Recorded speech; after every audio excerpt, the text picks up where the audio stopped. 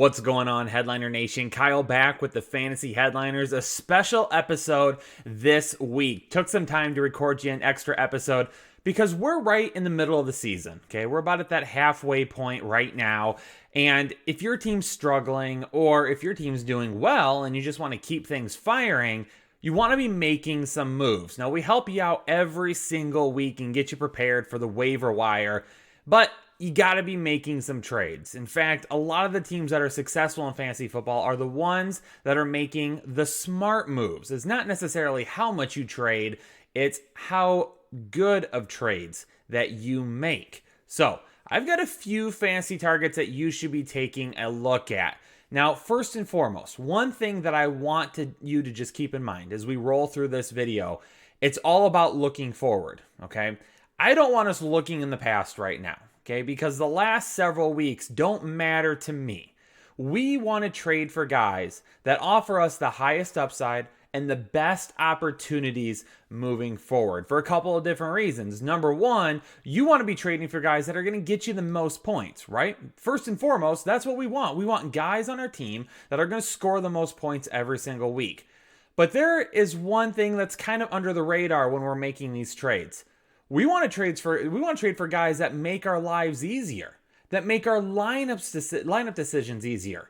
We want to get guys on our teams that we don't have to sit there and go, ugh, do I put this guy in? Do I leave him in the flex? Do I put him on the bench? What do I do? No, we want to make decisions as easy as on ourselves as possible going forward, so we're setting the most optimal lineup every single time. So, I've got some running backs and wide receivers we're going to take a look at here to potentially target in trades. And some guys you can start taking a shot on right now. In fact, these two running backs are someone that you're going to probably want to add sooner rather than later. That's Nick Chubb and Kareem Hunt. Now, Nick Chubb obviously still hurt, but he should be back very soon. And fortunately enough, the Browns are on a bye this week. So that could help your case a little bit. But after this week, okay, after we get through week 9 and get through the bye, things could pick up very quickly for Nick Chubb and Kareem Hunt. Because in 3 of their next 4 games after the bye, they get the Houston Texans, the Jacksonville Jaguars, and the Tennessee Titans. Houston gives up the 3rd most fantasy points per game to opposing running backs, Jacksonville the 6th most, and Tennessee the 11th most. So all of these teams, or 3 of the next 4 teams that they have coming up, they have good matchups. And Nick Chubb could be back next week. So if you make the move right now, you can get to him before he gets to these games. Not only that, but if you're in the hunt right now and you say to yourself, I have got a team that can take me all the way to the championship, you want to be looking at some championship matchups as well. And these might be 2 of the best championship matchups that you could possibly get. Because in week 15, they get the New York Giants, and in week 16, they get the New York Jets. You can't ask for better opportunities because the Giants and the Jets are both teams that can be put down early, giving Nick Chubb more than enough opportunity to get a bunch of carries on the ground. Now, the main target here for me is Nick Chubb because he is going to cost the least right now. Teams might be willing to hold on just a little bit longer, especially if they find out 100% he is back before the bye or after the bye. That is why making a move before that announcement is critical. Because if you can make that move and you can get Nick Chubb earlier rather than later, then people are going to be willing to move him. But if the announcement comes out, hey, Nick Chubb is back week 10, we're rolling with him, he's good to go, at that point, teams are going to say, whoa, I've waited all this time, I'm not going to move on from Nick Chubb right now. So making the move before that announcement is critical. And I'm including Kareem Hunt because we've seen both of these guys coexist with each other, right? And now OBJ is gone for the season, meaning that's more opportunities for Kareem Hunt in the passing game if they end up moving that direction. Houston, Jacksonville, Tennessee, Giants, and Jets. Okay, now here's the thing. Tennessee, that could be a hard-fought back-and-forth matchup. The one issue with Kareem Hunt is Houston, Jacksonville, and the 2 New York teams. You get out in front early, Kareem Hunt doesn't see as much work in the passing game, but we've seen it again this year where both of these players can coexist together and score fantasy points together. So both of them are really good options for you. What about a wide receiver to be taking a look at? You may not even need to trade for this guy. Some people are so fed up with him, he might be back on the waivers at this point, and it's Marquise Brown. Now, Marquise Brown is the guy before the season. I told everybody, look, to me, he's a wide receiver 3 with a path to wide receiver 1 status, although it's going to be difficult for him to get there. But the numbers added up. If you take a look at the games that Marquise Brown played last year prior to his injury or prior to his foot, I don't want to say injury, but bothering him, because if you remember, he broke his foot last game in college, came back last year, started off fine, and then as the year went on, the foot started to bother him more and more and more, and that's what caused some of those issues, okay? He's back 100% healthy this year, and those games prior to his foot really becoming an issue for him for the season, the dude was putting up numbers that if you take him and spread them out over the course of the season, gave him some wide receiver 1 status. We haven't seen it this year, okay? It hasn't shown up. But the upcoming schedule is far too juicy to overlook. Because in Week 11, he gets the Titans, second most fantasy points per game allowed to opposing wide receivers. In Week 12, he gets the Steelers again. And now the Steelers held him in check when they played last, correct? I liked Marquise Brown that week because the Steelers give up more touchdowns of 40-plus yards to wide receivers than any other team in the NFL. And Marquise Brown is the big play guy there. And again, just hasn't happened yet. But they also give up a lot of fantasy points to wide receivers. 8th most. The Cowboys in Week 13 give up the 7th most. The Browns in Week 14 give up the 3rd most. So tons of opportunities there along the way for him to absolutely smash. Now, the championship matchup for him seems like it could be good. It's the New York Giants, but it's going to be all about Bradbury that week. Is Bradbury going to be on Marquise Brown or not? But even with that being said, there is still an ample opportunity for him to at least get you to the championship matchup. Now, I'm not saying trade for Marquise Brown as if he is a wide receiver 1. That's not what I'm saying. But he's got a lot of matchups, a lot of really good matchups coming up that if he is your wide receiver 3 and you put him in your lineup, there is absolutely more than enough ceiling available to him to beat that wide receiver 3 status plus a little bit extra. So he's going to be the guy that's not going to carry your team into the playoffs. He's going to be a guy that helps your team into the playoffs by giving you those extra points when, in all reality, he probably has more upside than a lot of the other guys you would put in as a wide receiver 3 anyway. Moving away from wide receiver 3s, let's talk about bona fide wide receiver 1s. And that's Allen Robinson from the Chicago Bears. Now, when I did my first trade targets video this season, Allen Robinson was on that one. And here he is again because just like with some of these other guys, his upcoming schedule is glorious. His upcoming schedule here in Week 9, the Titans, the second most fantasy points per game allowed to opposing wide receivers. The Vikings in Week 10 give up the 3rd most. The Texans in Week 14 give up the 6th most. He gets the Vikings again in Week 15 for the 3rd most. So more than enough opportunity there. Again, you're not trading for Marquise Brown to be your wide receiver 1. You are trading for Allen Robinson to be your wide receiver 1. And this is a guy you start as your wide receiver 1 in all of these matchups, and he absolutely dominates in all of these matchups as well. Yes, Nick Foles has been a little bit up and down. Yes, the Chicago Bears offense has been a little bit up and down. Some people say they are the worst best team in the NFL. All of those things considered, they have a really easy schedule to finish out the year, especially for their offense. The defenses that they are going to be facing coming up are going to offer more than enough opportunity for this offense to score points and put up yards. Allen Robinson, again, if you trade for him, maybe you can get him more as a wide receiver too. There are some people out there that aren't thrilled with Allen Robinson. You take a look at Allen Robinson's numbers, and it's nothing against Allen Robinson. It's not that people don't like him. The thing with Allen Robinson is he's just good, right? He's just good.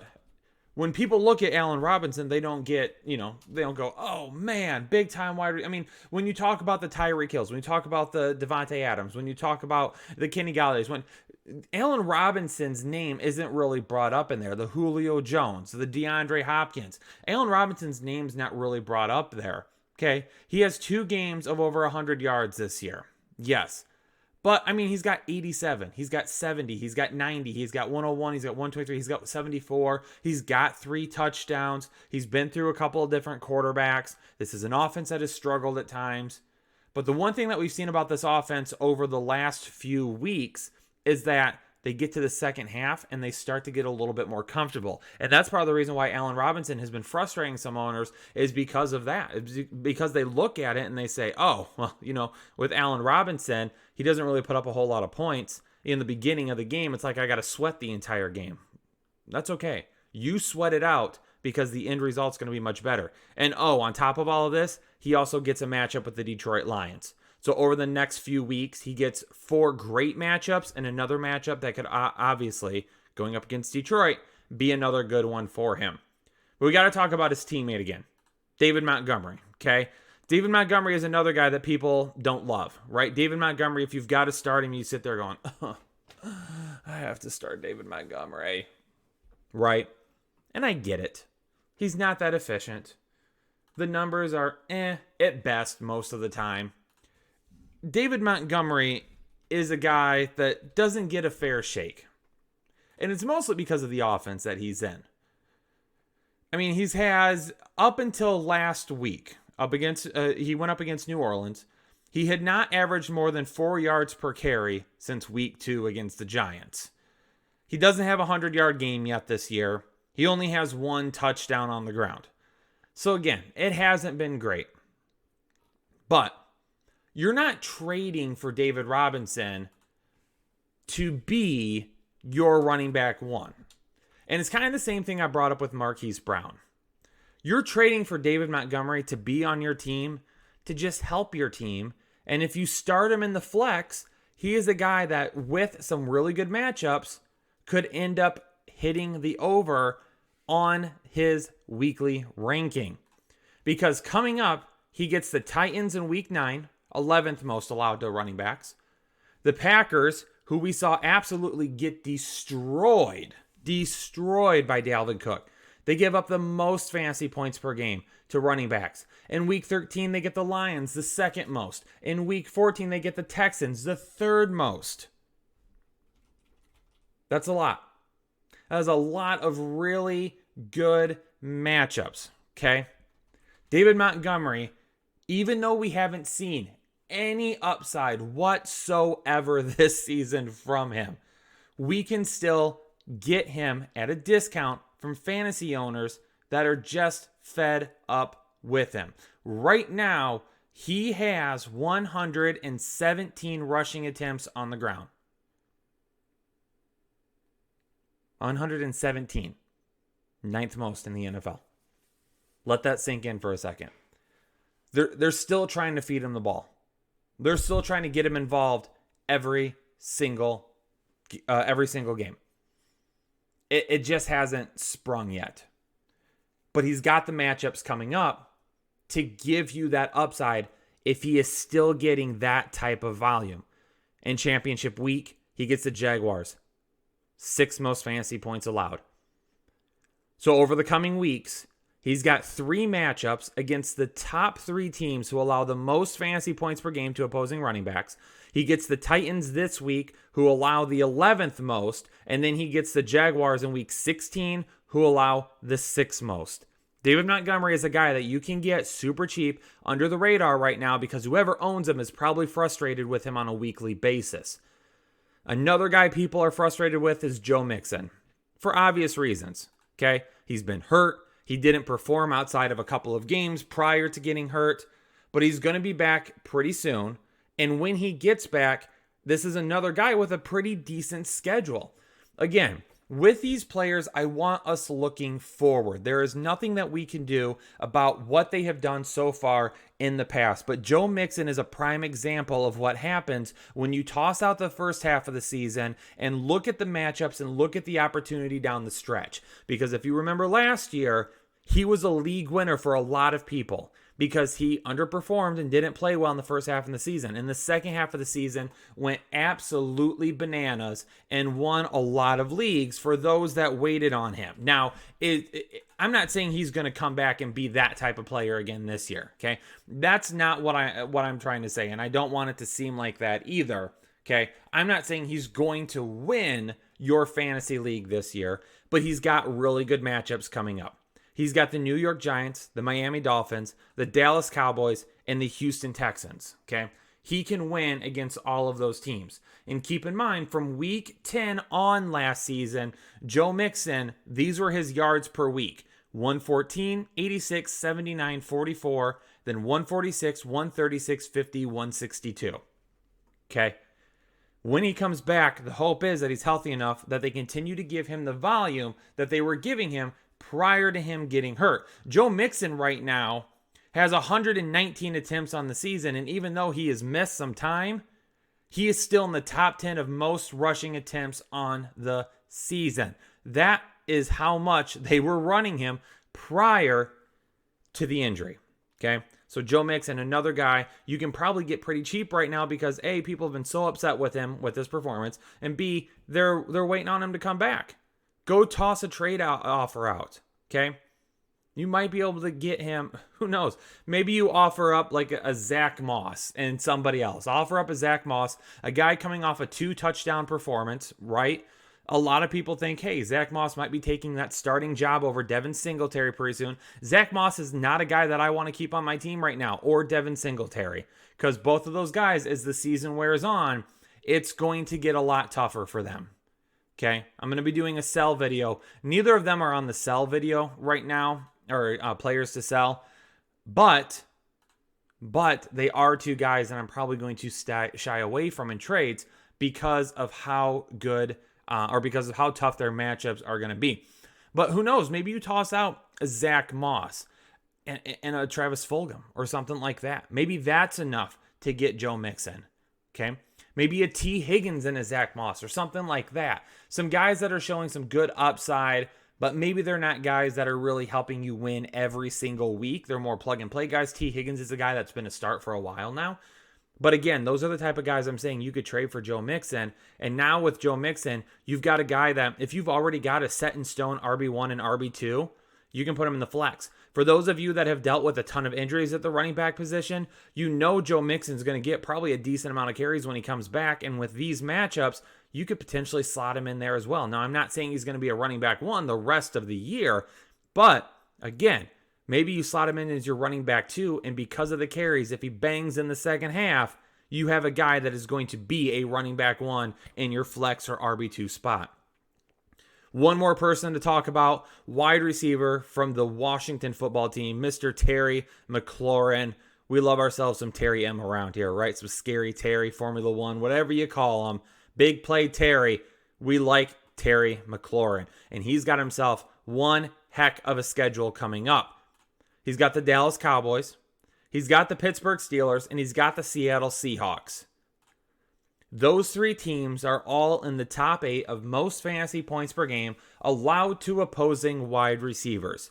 So those three matchups right there, you take a look at those, and that's enough to get you on board with Terry McLaurin. Now, here's the thing. Terry McLaurin right now isn't really being looked at by a lot of people because his quarterback is Kyle Allen, right? And we talk about Kyle Allen and we say, ugh, Kyle Allen, right? Right. I mean, he didn't do a job. I mean, he's done a decent job in week 6 and week 7. Okay. Week 6 and week 7, 2 touchdowns apiece, 280 yards against the Giants, 194 yards against the Dallas Cowboys in week 7. So definitely Kyle Allen, definitely a guy that can get the ball to Terry McLaurin. Okay. I mean, we're not super excited about it, right? But keep in mind that one of the sweethearts coming into this season, a guy that broke out last season, but everybody was expecting huge things from this year, Mr. DJ Moore, right? Well, people forget that DJ Moore had Kyle Allen as a quarterback last year. DJ Moore and Terry McLaurin, they're not replica wide receivers, okay? But these are two guys that are kind of similar in some ways. Last year, in the last half of the season, DJ Moore went for 101, 120, 95, 126, 75, 81, and 113 with Kyle Allen as his quarterback. 10 targets, 11 targets, 15 targets, 9 targets, 12 targets, 6 targets, 12 targets.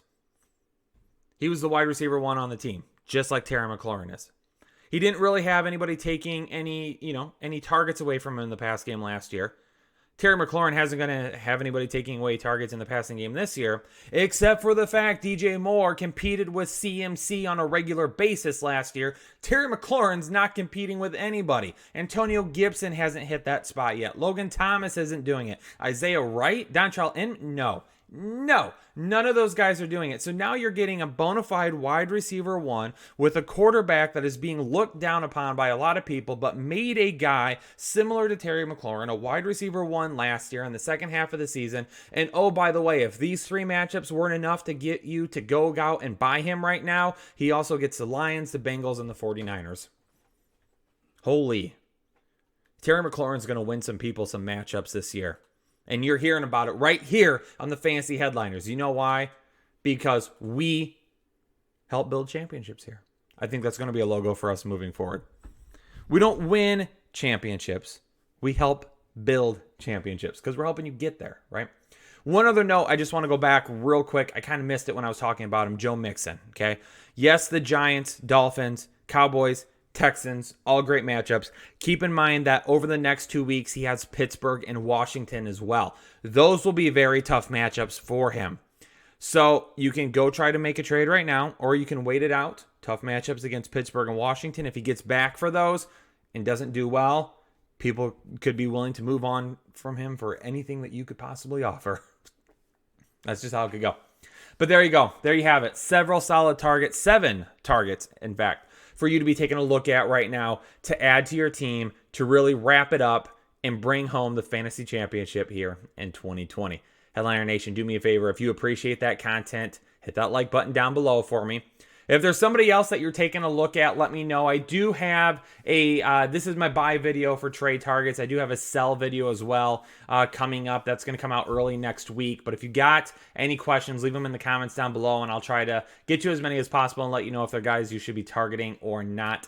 And as always, if you're new to the Fantasy Headliners, hit that subscribe button. Over 111,000 strong now. Let's get to 112. Headliner Nation, let's get there and get it done this season. Hit that subscribe button, become a part of Headliner Nation today. Thanks everybody for tuning in to this episode. I'll catch you on the next one. Stay safe, stay healthy, and I'll see you on the next episode of the Fantasy Headliners.